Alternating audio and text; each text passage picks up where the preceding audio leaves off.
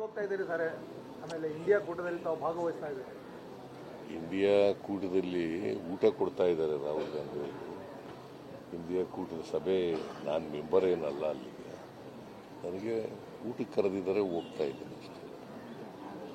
ಡೆಲ್ಲಿಗೆ ಹೋಗ್ತಾ ಇದ್ದೀನಿ. ಪ್ರತಿಭಟನೆ ಕೂಡ ಇದೆ ಸರ್.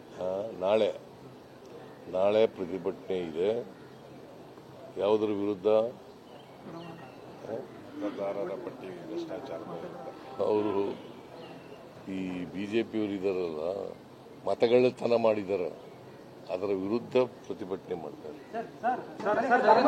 ಧರ್ಮಸ್ಥಳದಲ್ಲಿ ಗಲಾಟೆ ಆಗ್ತದೆ, ಅಲ್ಲಾಗಿದೆ. ಪೊಲೀಸ್ ಠಾಣೆ ಮುಂದೆ ಕೂಡ ಪ್ರತಿಭಟನೆ ಎಲ್ಲ ಮಾಡಿದ್ರು, ಗಲಾಟೆ ಆಗ್ತಿದೆ. ಪರಿಸ್ಥಿತಿ ಬಗ್ಗೆ ಹೇಗೆ ಸರ್? ಯಾರೇ ತಪ್ಪು ಮಾಡಿದ್ರು ಕೂಡ ಕಾನೂನು ರೀತಿಯ ಕ್ರಮ ತಗೋಬೇಕು.